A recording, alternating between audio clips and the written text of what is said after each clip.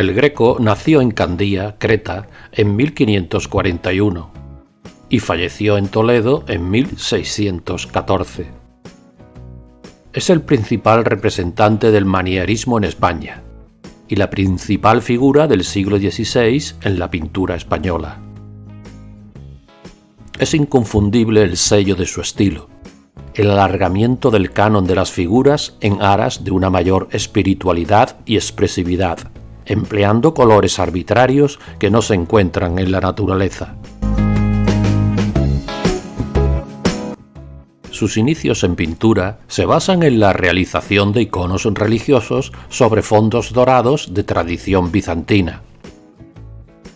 La Dormición de la Virgen de 1565-1566 y San Lucas pintando a la Virgen y al Niño, anterior a 1567, muestran esa tradición de la pintura bizantina.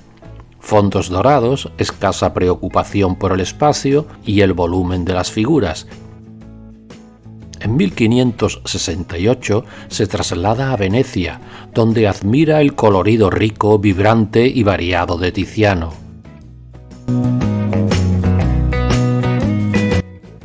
Los efectos lumínicos, las posiciones forzadas de los personajes, la perspectiva oblicua de Tintoretto. Después marchó a Roma, donde conoce la obra de Miguel Ángel, que será también decisiva en su estilo. Personajes de anatomías poderosas, con musculatura resaltada, aunque de canon más alargado. Posiciones complejas, torsionadas, inestables, escorzos muy agresivos, que muestran una tremenda agitación interna.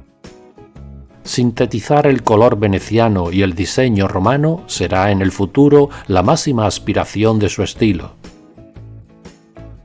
En 1576 debió de trasladarse a España, con la intención de servir a Felipe II en la decoración de San Lorenzo del Escorial. Se asienta en Toledo. Allí pinta una de sus primeras grandes obras, el Expolio de Cristo, entre 1577 y 1579. Observamos una composición muy abigarrada, que contribuye a subrayar el dramatismo de la escena. Desaparece el fondo, que ha sido sustituido por la masa de personajes revueltos. El lienzo es un puro estallido cromático. La vista se siente atraída por el rojo de la túnica de Jesús y su reflejo proyectado en la coraza de Longinos, que contrasta con los colores oscuros o fríos del resto de los personajes.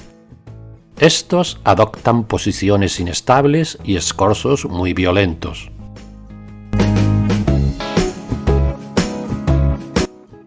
Para darse a conocer en la corte, pinta la alegoría de la Liga Santa o el sueño de Felipe II, 1577-1580, obra que conmemora la victoria sobre los turcos en la batalla de Lepanto.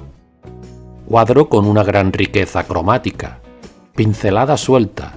El Greco realiza las figuras usando pequeños toques precisos de pintura, predominando así el color sobre la línea, pues no se realizaba ningún tipo de dibujo previo, es la técnica a la prima. El cuadro se divide en dos partes, la terrenal, en la parte inferior con retratos fidedignos de Felipe II, el Papa.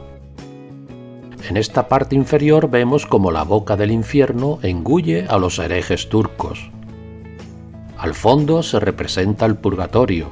El Greco consigue sensación de profundidad mediante la técnica del esfumato, al imitar el efecto de espacio que hace que los objetos lejanos se vean más borrosos y difuminados. En la parte superior encontramos la parte celestial, con un gran abigarramiento de personajes, ángeles con grandes escorzos, glorificando el nombre de Jesús. Por fin, Felipe II le había propuesto un trabajo, la pintura del martirio de San Mauricio y la Legión Tebana, para el altar del santo en la Basílica del Escorial. El Greco tardó 2 años en realizarlo, entre 1580 y 1582, pero la obra desagradó al rey, pues el Greco había violado la regla de oro de la estética contrarreformista. En vez de potenciar la decapitación de San Mauricio y sus compañeros a manos de los romanos, que queda en un segundo plano, en la parte inferior izquierda, concentra toda su atención en el instante previo al martirio, la discusión tras la que estos legionarios cristianos deciden no adorar a los ídolos paganos para preservar su fe.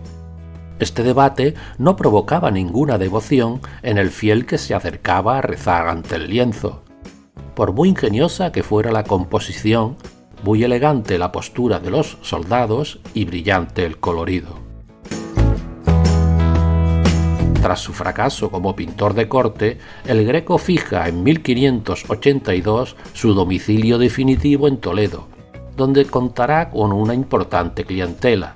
Fruto de su popularidad son los abundantes retratos que realiza para las clases destacadas de la sociedad toledana, como el famoso cuadro del Caballero de la mano en el pecho, de 1580. Nos presenta a un personaje sobre un fondo neutro, sin ningún detalle superfluo, solo el hidalgo iluminado y la mano que atrae nuestra mirada hacia ella. Todo lo importante se encuentra entre los encajes blancos de la mano y el cuello, procurando captar su psicología. Entre 1586 y 1588 realizará para la parroquia de Santo Tomé de Toledo su obra cumbre, el entierro del Señor de Orgaz. Se refleja un suceso milagroso que sucedió en el siglo XIV. Con motivo del fallecimiento del señor Orgaz, conocido por su caridad y sostenimiento de la Iglesia, aparecieron San Agustín y San Esteban para enterrarlo con sus propias manos. El cuadro lo divide en dos niveles, el terrenal y el celestial. Una visión espiritual acorde con la religiosidad de la época. El cuadro nos proyecta una sensación de agobio espacial, de horror vacui, sin perspectiva, con fondos indefinidos. El contraste entre la parte superior e inferior de este cuadro hace que sea una escena atractiva al ojo del espectador. La escena inferior se encuentra en penumbra, solo iluminada por los brillos relucientes de las vestiduras de los santos y del sacerdote de sobrepelliz, con un impresionante tratamiento de la transparencia frente al luminoso resplandor de la escena superior. En la parte inferior dominan los tonos negros junto a colores cálidos, carmesíes, violetas, dorados, y en el cielo dominan los tonos fríos.